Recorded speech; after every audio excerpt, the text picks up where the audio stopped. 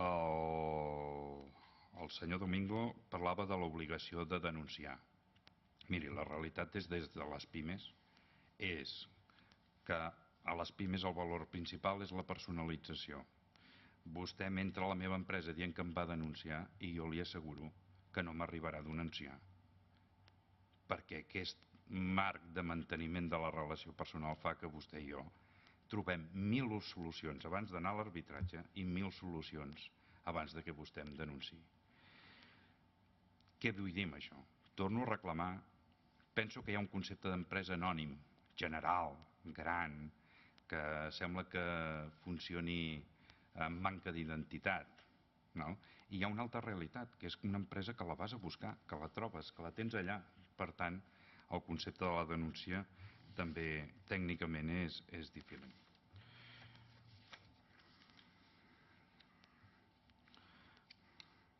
El calendari d'aplicació que crec que ha preguntat, no recordo ja perquè m'he perdut en quant al calendari d'aplicació. Nosaltres no demanem que es tiri enrere aquesta llei, aquest codi. No ho hem demanat en cap moment. El que estem demanant és que s'aturi provisionalment a l'espera d'unes circumstàncies que afavoreixin l'aplicació d'una llei del qual compartim tots els objectius, del primer a l'últim. Per tant, no es tracta de tirar enrere. Definim aquesta llei com tècnicament avançada en el temps. Ara, entenem que estem fora d'escenari.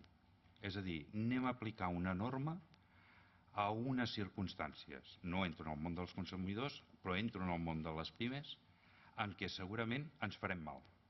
Ho ha dit el senyor Mauri, ens farem mal. En aquest camí ens farem mal. Per què? Perquè no hi ha una valoració, i lligo amb una de les preguntes que ha fet. No hi ha una valoració. En aquests moments sí que els puc assegurar que s'està treballant en diferents sectors. Ha sortit aquí el cas del vending perquè ja havia sortit en l'informe del CTS, però s'està treballant en altres sectors per intentar valorar i trobar la millor manera d'adaptar-se a tot això. Una valoració més tard o més d'hora la tindrem, però segurament serà molt sector per segon. No es pot fer una transversalitat aquí.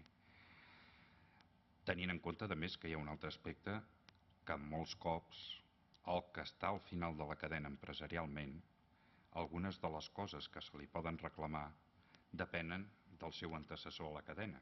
Per tant, aquí aniríem pujant cadena amunt fins a arribar a la fabricació, a l'exportació, etc. Per tant, també estem valorant què vol dir tot això amb el nou codi, tenint en compte noves obligacions.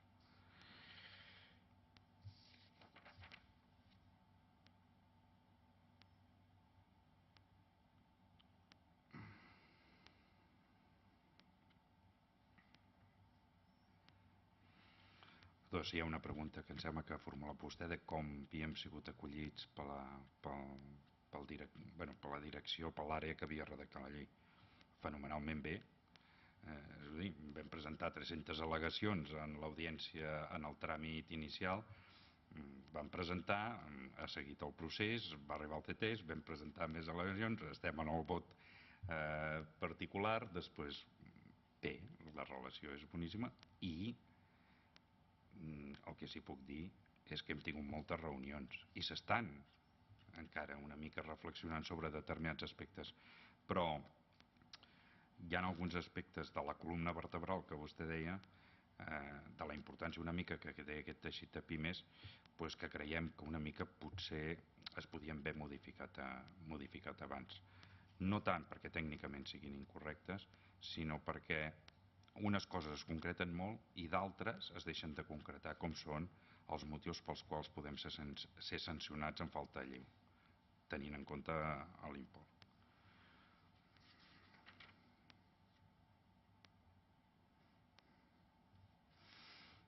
Jo no sé si em deixo alguna cosa de respondre jo. Perdó.